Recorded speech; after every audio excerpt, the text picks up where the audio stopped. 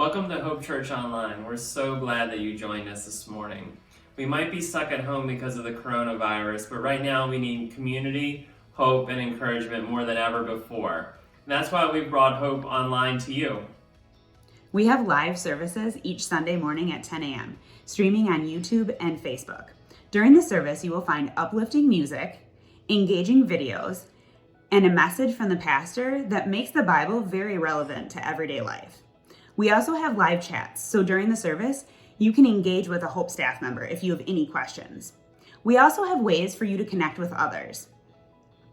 In fact, today, we have an after party. So after the service, we have a live group video chat session that you can engage and ask other questions about the message that you just heard. So stay tuned to the live service and find out how you can get more information about the after party. We believe that this crisis has created more opportunities to connect with God than ever before. That's why we're bringing hope to you each week on YouTube and Facebook. Maybe you've been intimidated about checking out a church before or didn't even really know where to start. Well, we're so glad you've decided to join us today. And in fact, Hope gets started right now. Hey guys, welcome to Hope Church Online. I'm so excited to get to worship with you today. Hey, take a moment right now, hop in the chat box and drop something in there that you got to do for fun this week, something you enjoyed doing. The Hope Church staff had some fun working on something this week, and you're going to get to see the fruit of that in a little bit, so hang with me here. You're not going to want to miss that. Trust me. Oh, it's going to be so good. But before we get to that, in just a few minutes, we're going to get started with our service here by getting our hearts and minds focused on our incredible God by singing a song about Him and for Him. So let's take a moment. Let's worship together.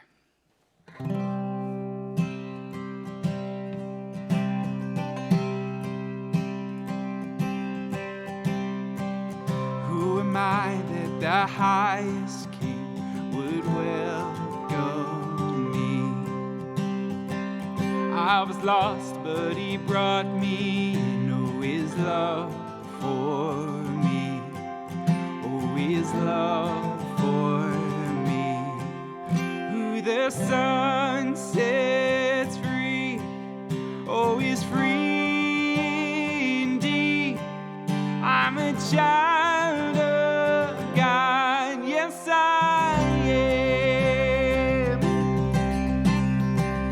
Free at last He is ransoms me, oh, His grace runs deep.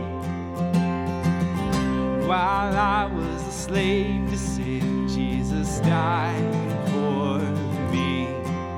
Yes, He died for me. Who the Son sets free, oh, is free indeed. I'm a child of God, yes I am. In my Father's house, there's a place for me. I'm a child of God, yes I am. I am chosen, not forsaken. I am who you see I am. You are for me, not against me. I am who you see I am. Sing that out. I am chosen, not forsaken. I am who you see I am. You are for me, not against me. I am who you see I am. Who I am. Who the Son sets free, oh, is free indeed. I'm a child of God, yes I am. In my Father's house, there's a place for me. I'm a child of God, yes I am.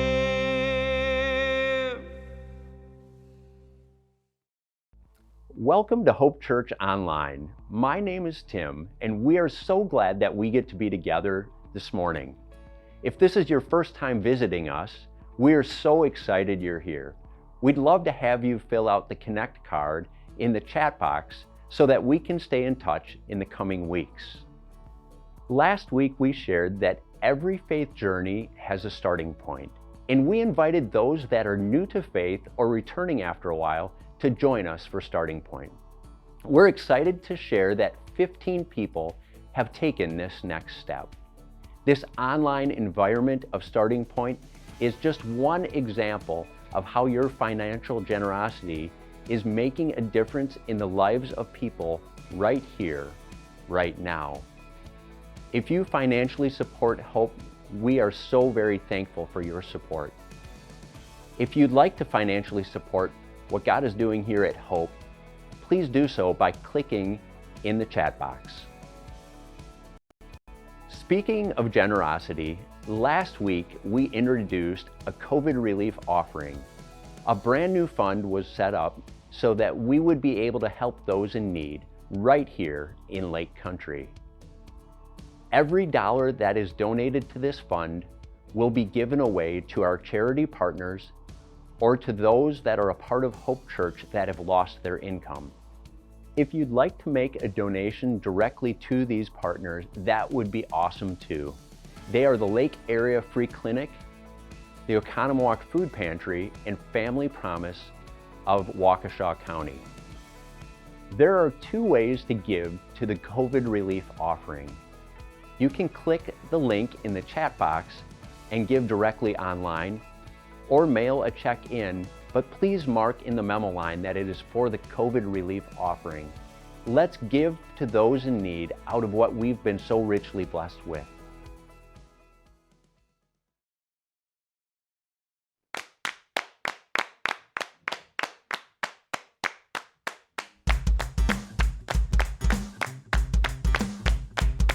All the single ladies, all the single ladies, all the single ladies, all the single ladies, all the single ladies, all the single ladies, all the single ladies. Now put your hands up. Up in the club, we just broke up. I'm doing my own little thing. Decided to dip, but now you wanna trip, cause another brother noticed me. I'm up on him, he's up on me. Don't pay him any attention. I cried my tears for 3 good years. You can't be mad at me. Cause if you like it, then you should've put a ring on it. If you like it, then you should've put a ring on it. Don't be sad when he says that he wants it. If you like it, then you should've put a ring on it. Oh oh oh oh oh oh oh oh oh oh oh. Got gloss on my lips, man on my hips, hold me tighter than my dairy on jeans. Acting up, drink in my cup, I can't care less what you think. I need no permission, did I mention? Can't pay him any attention, cause you had your turn. Now you're gonna learn what it really feels like to miss me. Cause if you like it, then you should've put a ring on it. If you like it, then you should've put a ring on it. Don't be mad when he says that he wants it. If you like it, then you should've put a ring on it. Oh oh oh oh oh oh oh oh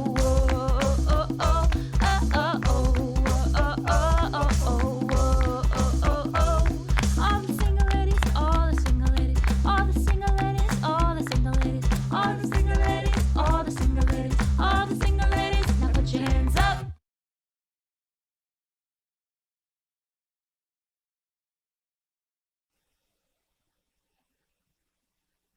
So I'm learning that leading a church during social distancing is kind of like being at a college party.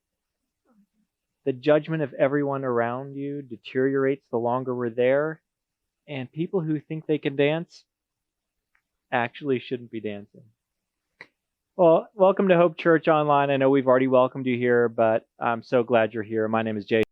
I'm the lead pastor at Hope Church, and today we are in part 2 of a series called This Is Us. We are walking through the different relationship seasons that we go through, and in case you haven't picked up on it yet, today we are talking about all the single ladies and all the single fellas. Today's message is about being single. Now, as we work through these seasons of relationship, the reason why we're doing that now is because of what I said last week. You're probably in the same season you were in last month or 3 months ago, but our relationship seasons have hit new intensity. If you were raising kids and married 3 months ago, you're probably in that same season. It's just grown in intensity. If you're single 3 months ago, you still are today, but it's grown in its intensity.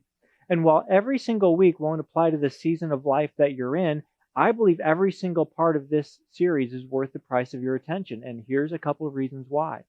Number one, it's either a season that lies in your future and you want to get it right when you get there, or it's a season that lies in your past. And every week we're going to see that every season was divinely ordained for a specific purpose in your life. And when you look at a season from your past, if you realize, you know what? I didn't use that season for its purpose, it's suddenly going to explain why you feel a little bit off course today.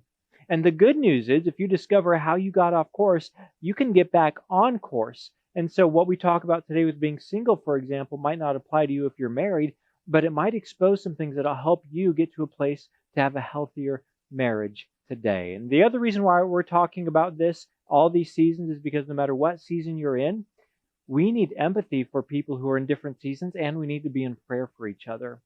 Last week, we looked at a story of a man who wasn't looking for a relationship, but he was fervent in prayer for a young couple that they would come together and have a healthy relationship.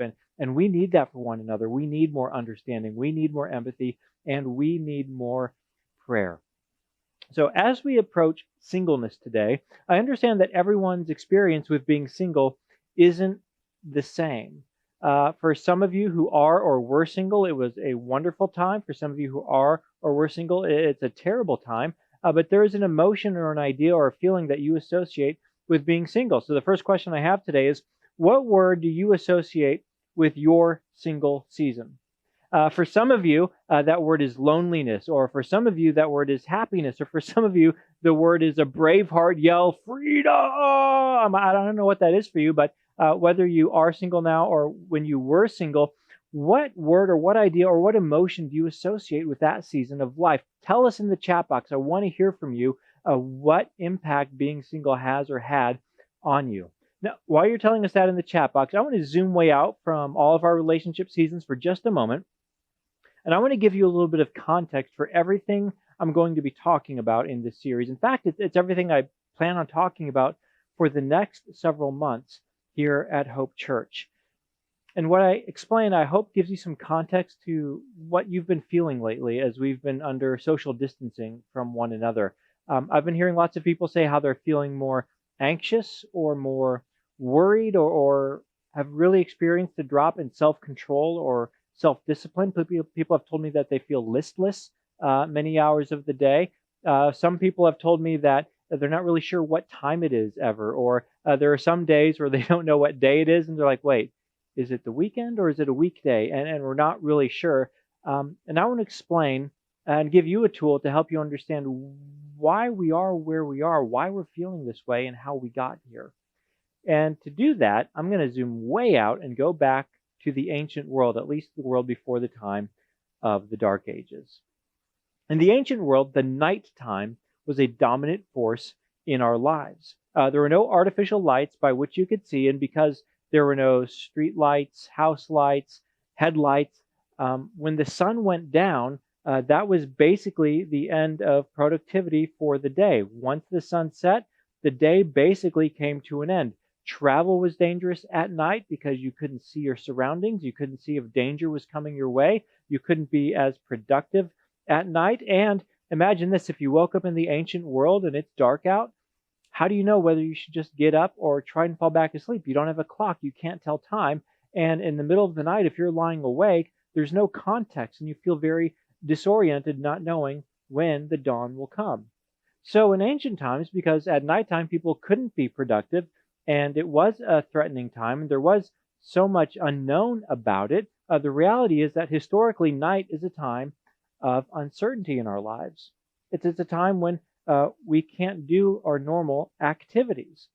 Now, because there was a force that the ancients had no control over, the result was people followed and observed the natural rhythms of the day and the natural rhythms of the season. When the sun rose, people got up, they went to work, they got productive, and when the sun set, they shut off all their work and they got a full and restful night's sleep. And that was the way that God designed it to work. Because what God designed is that the nighttime is a time of healing. It's a time of renewal. It's a time of rejuvenation. Nighttime is a time when the cells in your body mend and they come back together. Nighttime is a time when your brain can process everything that happened during the day and get refreshed and recharged for a new day tomorrow. Nighttime is when your body re-strengthens and regathers its energy, and that was God's design. Night is a time of renewal. And in the ancient world and up to the time of the Dark Ages, people had no choice but to observe God's design and intention for the night. Because it was a time of uncertainty, it was also a time for renewal. But when Western civilization emerged from the Dark Ages, moving into the Enlightenment and the Industrial Revolution and the modern era, we began to push back against the uncertainty that was associated with the nighttime. In 1820, Paris, France became the first city on earth to use gas lights to light their public streets. And that was our first pushback against the uncertainty of night. And suddenly people could go out at night and they were safer and they could move around and they could be productive and they weren't limited to daytime hours. Well, gas lights eventually gave way to electric lights, and the gravity-driven watches or clocks gave way to pocket watches and gear watches where people could wind them up and they could wake up in the night and they could see what time it was and see how much longer it was till dawn. Well, pocket watches gave way to digital watches, gave way to smart watches. And as you sleep today, you have a device probably sitting on your bedside stand that if you wake up in the middle of the night, it can both tell you what time it is and serve as a flashlight to get you to the bathroom and back. Now that's pretty cool. But by the way, it also has access to all of the information and knowledge in the history of humanity. The bad news is it also comes along with all the opinions in the history of humanity. But either way, if we're pushing back against the restrictions and limitations that nighttime has always held over our ancestors. I mean, think about it. Today, you've got Times Square in the city that never sleeps. You've got the Las Vegas Strip. You've got a world in which the nighttime can impose no limits or restrictions on you anymore. We have pushed back against the uncertainty of it. And what we've done with the nighttime, we've done in every dimension of life. We've pushed back against the uncertainty of knowledge. We've pushed back against our uncertainty of physics. We've pushed back against the uncertainties of medicine, and we keep pushing that further and further back. But the results haven't always been good. While we've pushed back against the uncertainty of our world, we've also pushed back against the order of creation that God designed. And we've grown only more fatigued and more tired and more anxious and more disoriented, more exhausted. Because as we've pushed back against the uncertainty of night, we've also pushed back against the intended purpose of night, which is to renew us and rejuvenate us. But suddenly we find ourselves in a world where the uncertainty has pushed back against us. Suddenly we find ourselves in a world where the darkness of uncertainty has gathered over our cities and over the nations and over the people of our planet. And just like the nighttime is uncertain, we have entered a season of incredible uncertainty. We don't know when it will be safe to interact. We don't know when there might be a vaccine. We don't know when there might be treatments. We don't know what will happen with the economy. We don't know what's going to happen in a month, to say nothing of a year from now. We don't know. And we've been plunged into this season of tremendous uncertainty. You know, as I watch the news, and I'm sure you do too, you've probably heard politicians use a metaphor to try and describe what kind of season we're in. And the metaphor that I've heard politicians use is war. They say we're at war with the coronavirus. We're at war with an invisible enemy. Now, that might be a helpful metaphor if you're a leader of a national government or even a local government. Maybe that's the mentality you have to assume. But for the rest of us, I don't think that's the best metaphor to use to really understand how to make sense of the world we live in today. I think it makes more sense to understand our present reality as a season of night. And all the uncertainties that came to our ancestors in the season of night. And we're stumbling about in an uncertain environment, not knowing what's going on around us and not knowing what to expect next. Now, the reason why I think this is an appropriate metaphor to use for our current reality is there will be a dawn. There will be an ending to all of this. There will be a time in the future when we will have clarity, when we will have answers, when we will have certainty. And when dawn finally breaks and we are on the other side of this, the reality is the world will look different. And I don't know how it'll look different, but it will look different. Maybe politics will look different. Maybe the economy will look different. Maybe healthcare will look different. I don't know. But we're going to see a new world around us. But like someone lying awake in the middle of a night without a clock and without a watch, we don't know how long it's going to be until the dawn breaks. We're in a season of night and all the uncertainty that comes along with it.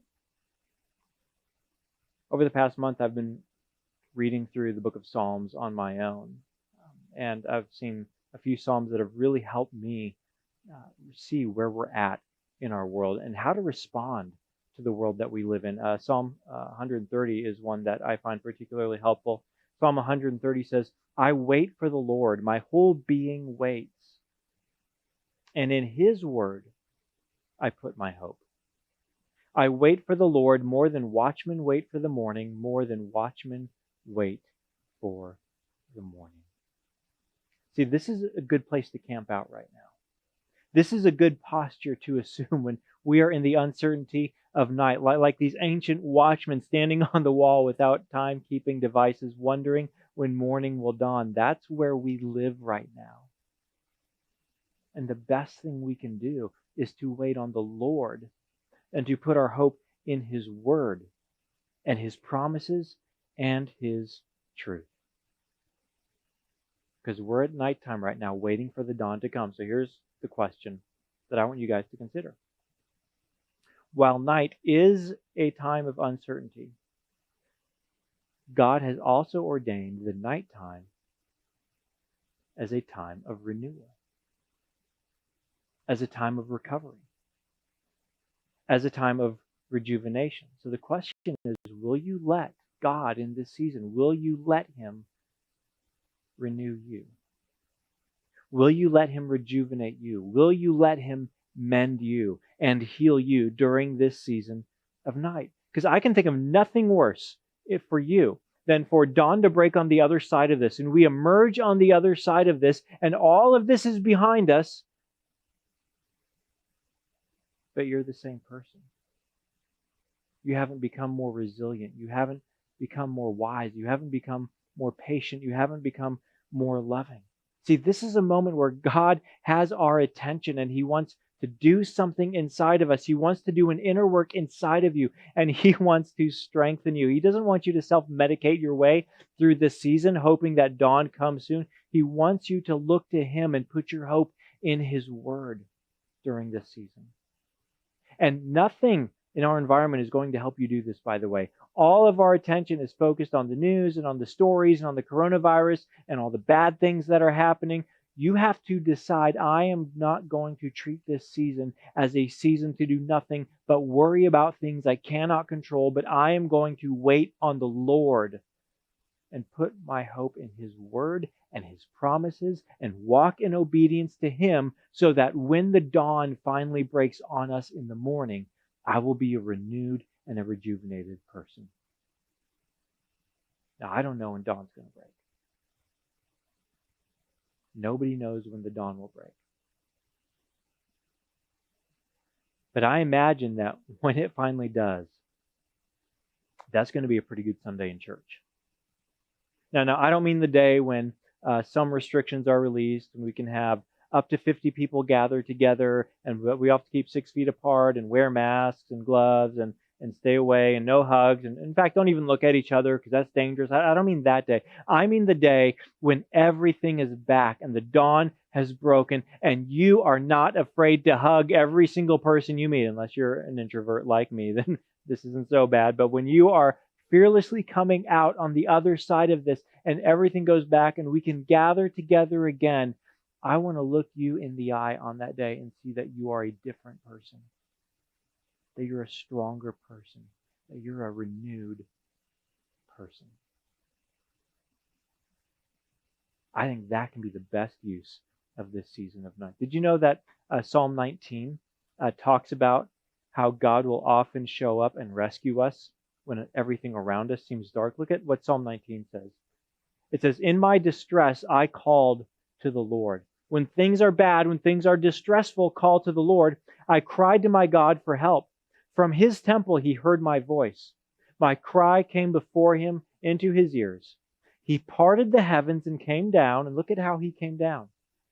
Dark clouds were under his feet. He made darkness his covering, his canopy around him, the dark rain clouds of the sky. Sometimes when God shows up to rescue you, he's enveloped in dark clouds. And I think that's what's happening here.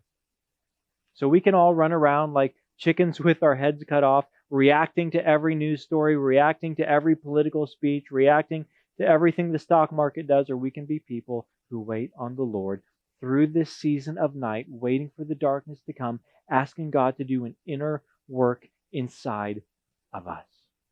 That we will not be people who rage against the night and complain about the night, but that when we will let God renew us so we can wake up and move forward in the dawn as a stronger person. Now, here's a question I have for you. Does this make sense? Does this resonate with you? Does this help you understand where God has placed us in history? If that makes sense, put it in the chat box. Say, yes, that makes sense. Yes, that resonates. Or you can say, I'm more confused now than ever because this is the context I'm operating from. This is the metaphor I'm thinking about when I'm looking at the world we live in. And everything I'm going to be preaching on, not just in this series, but for the next several months, is going to be out of this metaphor and understanding that this is a time God has given us to be renewed and strengthened people. And in this series, we're looking at how to be a renewed and stronger person inside of your relationships, because that's a place where we're feeling some pain points, perhaps, as our relationship seasons have grown in intensity. And today we're talking about what this looks like in the single season. Now, if you're single right now, and especially if you are single and living alone right now, you are carrying an extraordinary burden.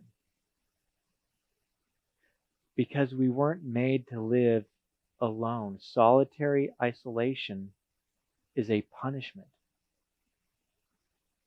God made us to live in community.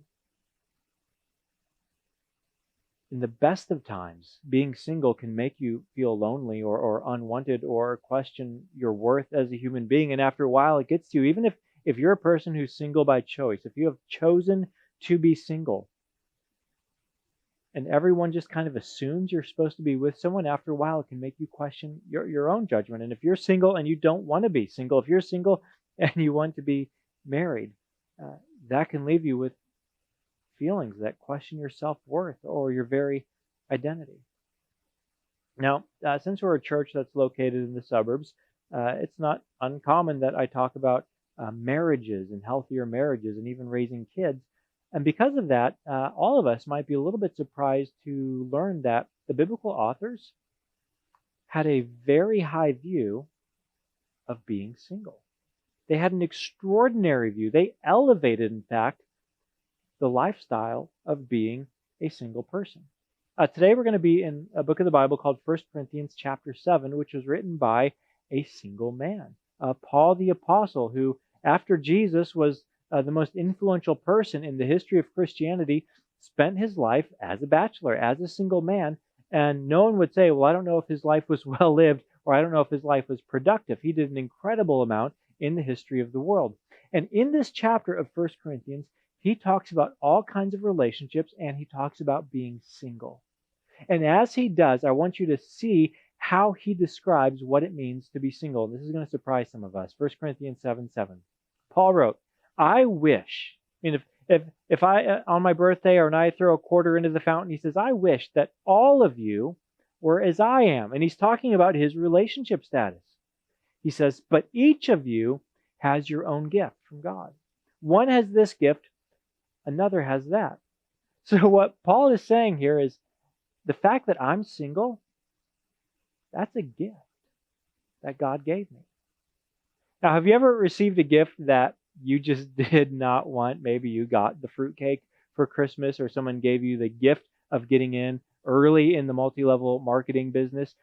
You've probably at some point opened a present and you looked inside and there was a gift inside, and you thought to yourself, if the thought that counts, I don't think this gift even counts, because that's a terrible thought. Why would you give me this gift? You have all received gifts that you never wanted. Here's a dieting book for you. Didn't want that gift. What Paul is saying is you have received, if you are single, you have received a gift from God. And many of us who are single think to ourselves, that's not a gift I wanted. That's a terrible gift. Have you even heard what I pray about, God? Have you even heard what I'm asking you for? Have you seen how much time I spend on the dating app swiping away, looking for someone, because this is not a gift that I wanted? How is it that Paul could call being single a gift when some people who are single don't want that gift? He explains why he can call it that in verse 35. He said, I am saying this for your own good, not to restrict you, but that you may live in a right way, ... Now, in the next words, I'm going to show them to you in a few minutes. In the next words, he explains why being single is a gift, but we have to follow his line of argument here. He says, but I want you to live in a right way. Before you understand the reason, he says, you have to understand the right way to live. Now, this word, this idea, right way, he's talking about appropriateness, or what's fitting given the context that you live in. For example, there are some things that are fine until they're put in the wrong context, then they're no longer fine. So let's say you wear a swimsuit. That's fine if you're at the beach. That's the right way to dress at a beach. But if you're going to a wedding, that's the wrong thing to wear. It's not fitting at a wedding.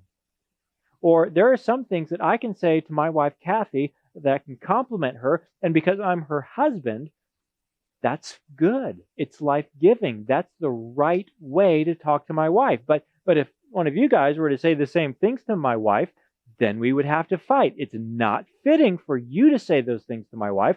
It's only right that I say those things to my wife. Now, Paul, in this chapter, has explained what the context is in which we live, what the context is that makes us even able to understand why being single could possibly be a gift. Here's what he explains, verse 29. What I mean, brothers and sisters, is that the time is short. From now on, those who have wives should live as if they do not, those who mourn as if they did not, those who are happy as if they were not, those who buy something as if it were not theirs to keep, those who use the things of this world as if not engrossed in them. For this world in its present form is passing away. Now here's what Paul is saying. He's not saying, okay, everyone, go out, quit your jobs, divorce your spouse, and just party until we all die. That's not at all what he's saying. What he's saying is, while these things are important, the things of this world are important, buying and selling things is important, your relationships are important, they're not the main thing of importance in your life.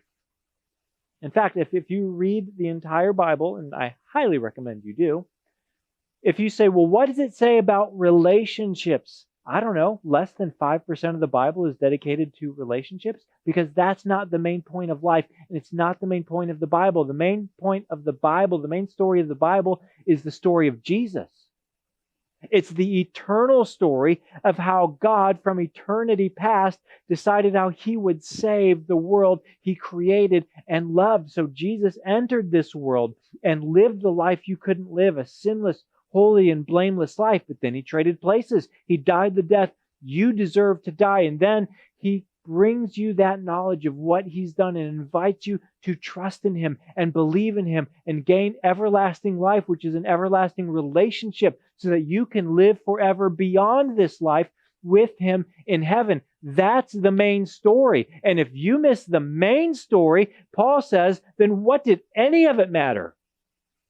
Answer, none of it. If you miss the main story of life and how our little itty-bitty stories intersect and are woven into the great big story of God, then all of it was forfeit. All of it was a waste. The only way any of this can have redeeming value is if you become a child of God through faith in Jesus Christ and you live forever with him. See, God has taken us out of the chaos of the kingdom of this world so we can live in the kingdom of Jesus with him. And that's the main story. And Paul is saying, if you read the entire Bible, there's only one event we're still waiting for it to happen in the story, and that is for Jesus to come back. In other words, he says, you're in the fourth quarter, and that should influence how you view the things of this life.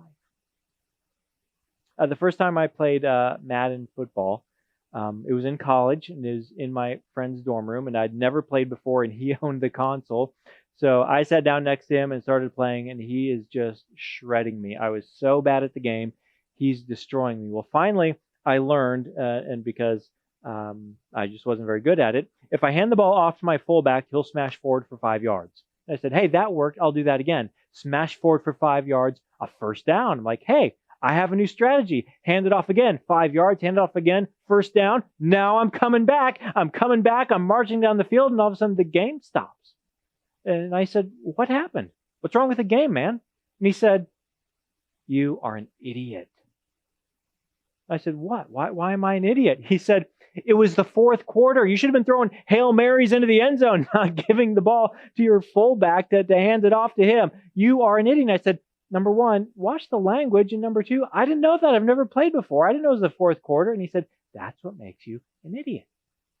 Now, that's what Paul is saying about the context of our lives. We are living at the end. We are living in the fourth quarter. And that should shape your view of all your relationships. Now, with that in mind, I want to go back to verse 35, where he explains why it's a gift. He said, I am saying this for your own good, not to restrict you, but that you may live in a right way, an appropriate way, given the context of where we live, in undivided devotion to the Lord. In undivided devotion. That's why Paul says being single is a gift, and that's the purpose of being single. Whether you're single for a short amount of time or a long amount of time, Paul says if you want to be happy as a single person, here's what you need to know. The purpose of your single season is undivided devotion. The whole reason why God ordained a season of your life that everyone experiences for some amount of time, the reason why God ordained this season of life is that you could have undivided devotion to the Lord during this season of life. Not fill it with distractions, not fill it with career ambitions, but to have undivided, undistracted devotion to Him. But some of you say, Jason, you don't understand. I wish I could have that kind of distraction in my life. I want someone to be with. I don't want to just have undivided devotion to the Lord. Besides, I have married friends and they seem devoted to the Lord. Why is Paul saying this? Well, he explains that married people can't have undivided devotion to the Lord the same way a single person can. He says, I would like you to be free from concern. An unmarried man is concerned about the Lord's affairs, how he can please the Lord. But a married man is concerned about the affairs of this world, how he can please his wife, and his interests are divided. Now, clearly in context, he's talking about Christian men, because he talks to his brothers and his sisters. He's talking about the church, and he says, if you are a Christian who follows Jesus and you are single, your only concern in life is, how do I please the Lord? How do I live in a path that honors Him? How do I do the most good loving God and loving my neighbor as myself. But he said, as soon as you put a ring on it, your interests become divided. See, here's what I mean. Because some of you men you hear who are single, you hear about having divided interests, and you think that's exactly what I want, though. I want my interest divided. I want to have a wife to please. So let me explain it, what Paul is saying this way. If you're single right now, men, when you get home from work, you can sit back on the couch and you can let the Netflix wash over you. And it feels so good to do that. Now, those days are gone if you get married. Now, I did a pretty good job of picking a wife, if I do say so myself. I have never met a woman who is lower maintenance than Kathy, who is kinder, who is more like Rebecca, who we talked about last week, than my wife, Kathy. She is a wonderful woman. And if I could go back in time to my early 20s and meet her again and marry her again, I would make the same decision again, okay? So take it in that light. After I became a married man, I found myself doing things I never planned on or wanted to do. I found myself spending hours after our engagement in stores like Bed Bath & Beyond, holding up plates saying, do you like this plate or this one?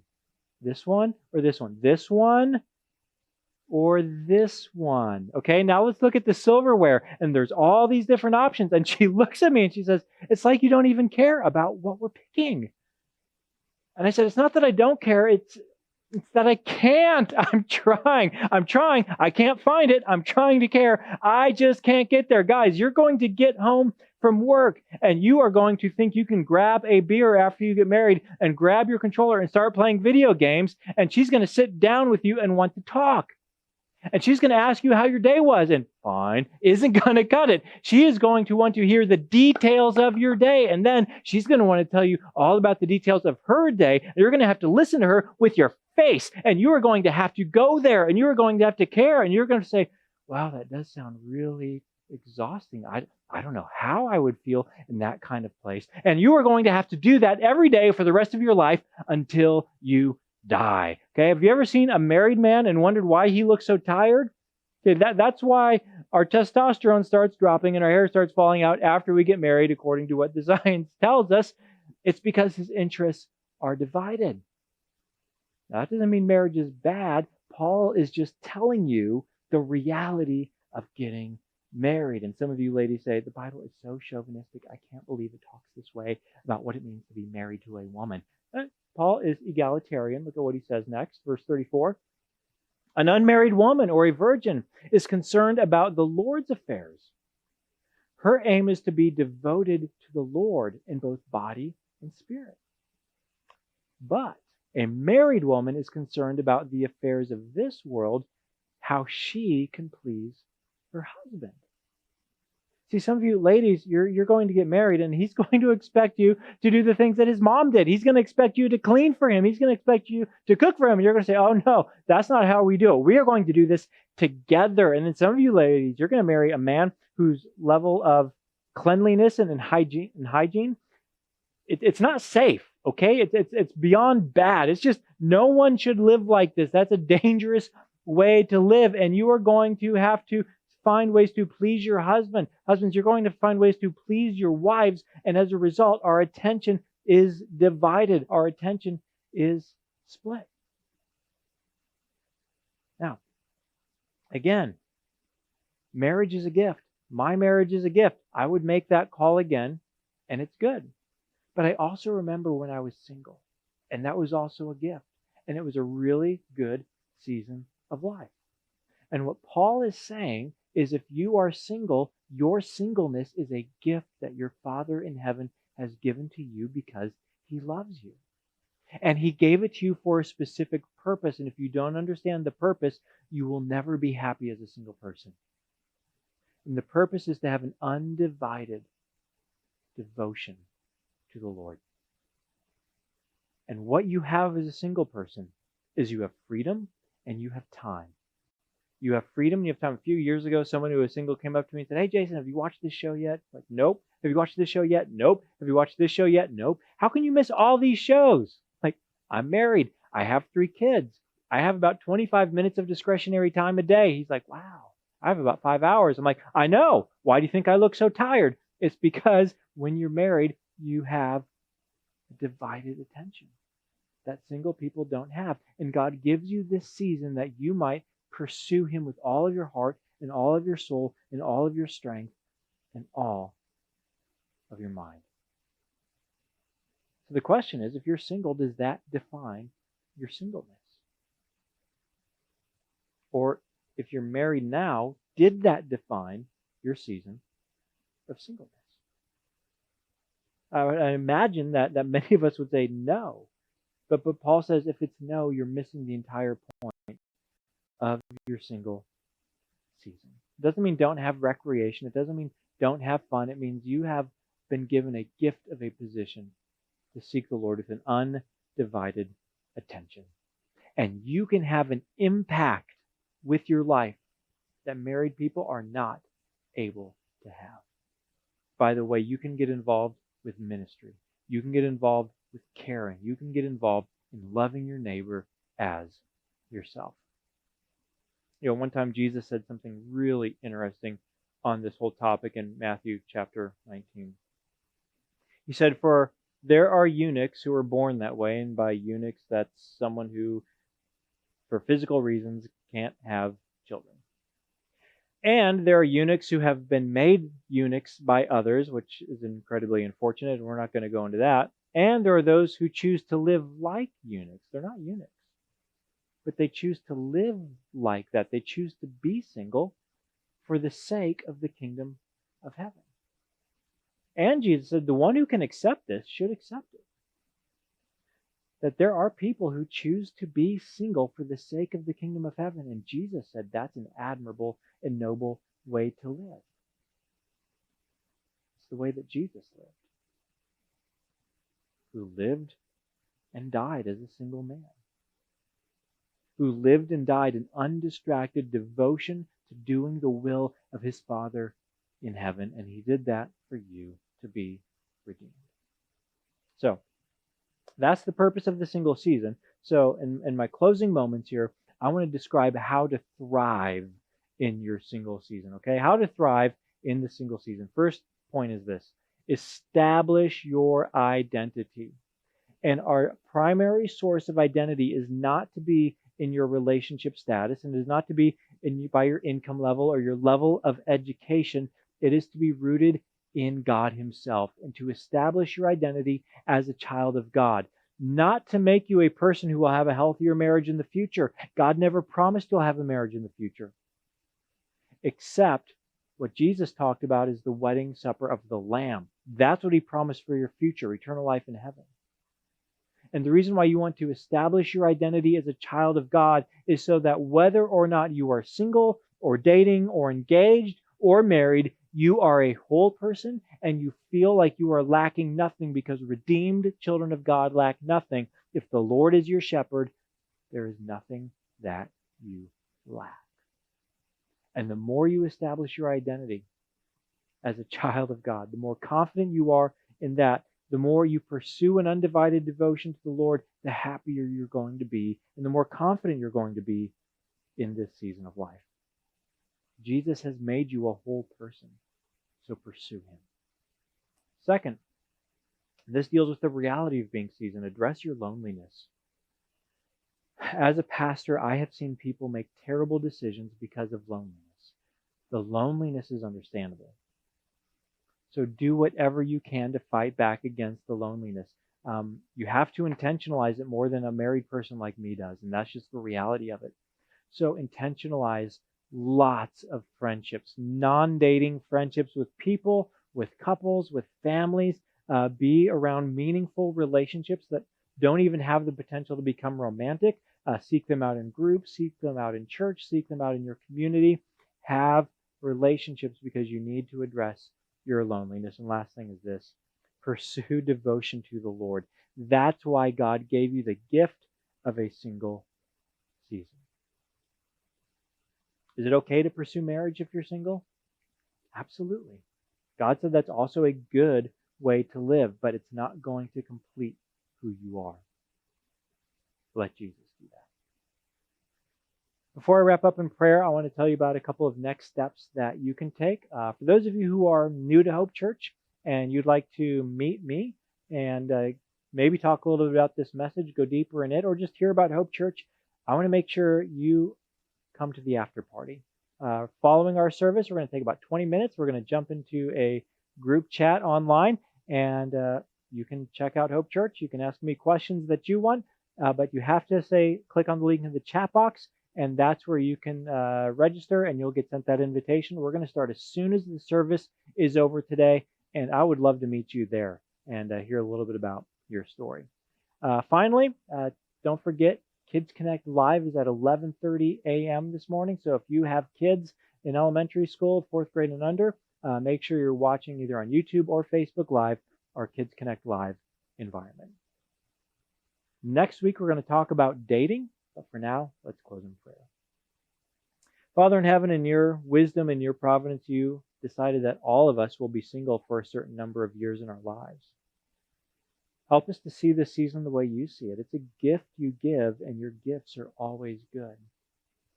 Yet we don't always handle your gifts in the right way or the appropriate way. So I ask that all of us would see that to be single is to have a unique opportunity to seek undivided devotion to you. I ask that we will have the wisdom to live out this season in a way that honors you and is a blessing for us. In Jesus' name. Amen.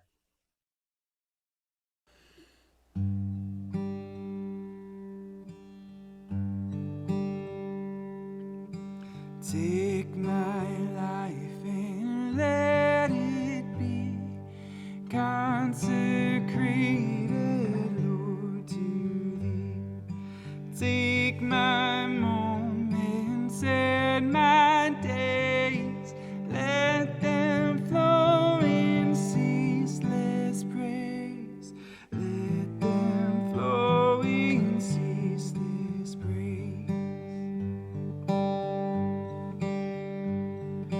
Take my hands and let them move at the impulse of thy love.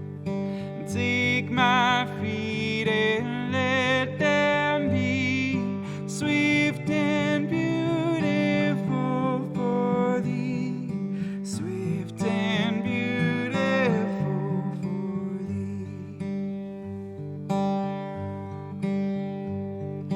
Take my voice and let me sing, always only for my King. Take my lips and let them be filled with messages from thee. Filled with messages from thee. Beginning of the song, we use the word consecrated, which actually means devoted. Today we heard a message about no matter what season of life you are in. Maybe you're in your single season of life, maybe you're not. But how do we come out of any season stronger? Better. We do that by taking whatever season we are in and devoting it to God, right? So we've got one more verse to sing in this song, and it's bold. So I want to invite you to sing this with me, but not just sing it, think about what you're singing. We are asking for God's help in devoting ourselves to Him. So think about it and sing it. Take my will and make it thine. It shall be no longer mine. Take my heart, it is thine own. It shall be thy royal throne. It shall be thy royal throne.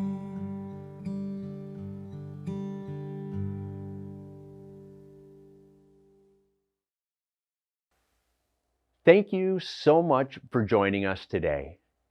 If you're new to Hope and you're looking for a community, I want to invite you to join us for the after party. All you need to do is click the link in the chat box and we'll see you there. And kids, don't forget that in 30 minutes, Kids Connect will be back at 11:30 Central Time.